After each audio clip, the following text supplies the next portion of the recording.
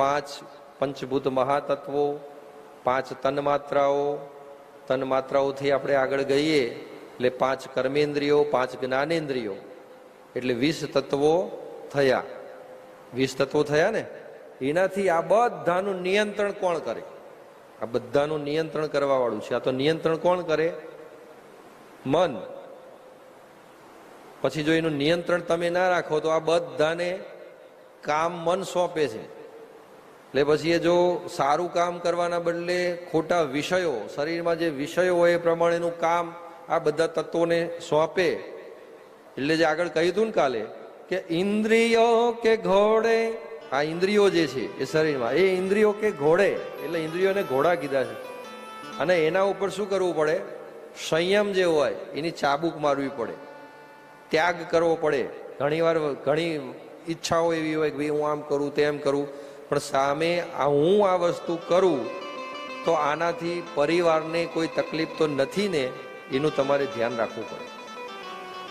હું આ વસ્તુ કરું તો આનાથી કોઈને તકલીફ થશે, આ શાસ્ત્ર સંમત વસ્તુ છે કે શાસ્ત્ર સંમત નથી, આ બધું ધ્યાન રાખવું પડે.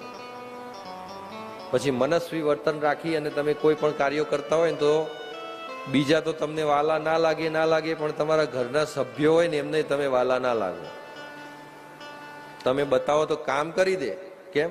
કારણ કે તમારી બીક લાગે, તમારો ડર લાગે કે જો આ નહીં કરીએ તો હમણાં પિતાજી બોલશે કે હમણાં મમ્મી બોલશે, એવી રીતે કામ કરી દે. પણ કેવી રીતે કરે? ભયથી કરે, પ્રેમથી નહીં.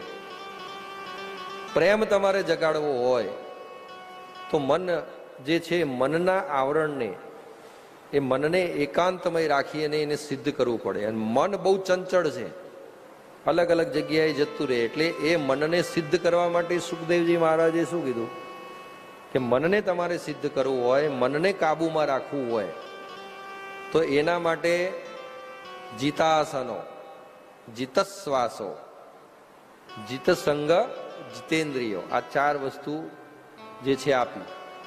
મનને કાબુ રાખવું હોય તમારે તો સૌ પ્રથમ તમારે જે કામ કરવાનું છે કે આસન સિદ્ધિ કરો. એક જગ્યાએ પહેલા બેસતા શીખો.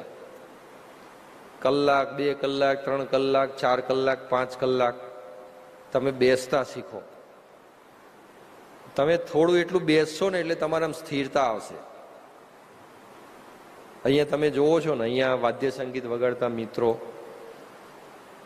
અહીંયા તમે પણ સારા ભાગવત ભક્તો જ છો કે કોઈ વારે ઘડીએ ઊભું નથી થતું, શાંતિથી તમે બેસેલા છો. એટલે તમે આસન તો સિદ્ધ કર્યું છે. કંઈક નાની મોટી માળાઓ તો તમે કરી છે, અથવા તો કંઈક નોકરીનો વ્યવસાય હોય અથવા નોકરી કરેલી હોય, એટલે આસન ઉપર તમે બેસેલા છો, આસન સિદ્ધિ કરેલી છે. અહીંયા એ તમારું અહીંયા સિદ્ધ છે, દેખાય છે. પછી જીતશ્વાસો, એટલે ભગવાનનું નામ જે છે એ માળાથી રટો. અને આ જે શ્વાસ આવે છે, બહાર જાય છે, આવે છે, બહાર જાય છે, બધાને તમે સિદ્ધ કરો. અને એ જે સિદ્ધ થયા એટલે જીતસંગ, આ બધી ભગવાનની કથાઓ સાંભળો છો ને, એ કથામૃત અમૃતમાં ખોવાઈ જવાનું. આમ નવરા બેઠા હોય ને તો પારકી પંચાયત કરવાની નહીં. પરમાત્માના સ્વરૂપને જોવાનું, એમના ધ્યાનમાં ખોવાનું અને એમના વિષયોને લાગી અને તમે ચાલો. ક્યાંક હોય સિદ્ધિલાલાની વાત કરી દેવાની. અહીંથી ગયા હોય, કોઈ મળ્યા હોય ને કંઈક બીજી વાત કરે ને, એ બધું ઠીક, પણ કે તું મારી જોડે હરિદ્વાર આવજે ને, ત્યાં બહુ મજા આવશે ને અમે તો કથા સાંભળીને એનામાં આ પ્રસંગ આવ્યો, એમાં જે પ્રસંગ જોઈએ તો પ્રહલાદજીનો તો બહુ સારો પ્રસંગ હતો, ધ્રુવજીનો હતો બહુ સારો પ્રસંગ હતો. એમ કરીને 1-2 કથા તમે એમને સંભળાઈ દેશો ને એટલે તમારું 1 દિવસનું કાર્ય પૂરું. જય શ્રી કૃષ્ણ. એટલે 1 દિવસનો સત્સંગ થઈ ગયો. સામેવાળાને કંઈ ગ્રહણ કરવું હોય તો કરે, ના કરવું હોય તો ના કરે, પણ આપણો સત્સંગ થઈ ગયો. એટલે આપણો સત્સંગ પાકો કરતો જવો, રોજ પાકો કરવો. એટલે આ મન છે, મનને કઈ રીતે કાબુમાં રાખવું એ બતાવ્યું.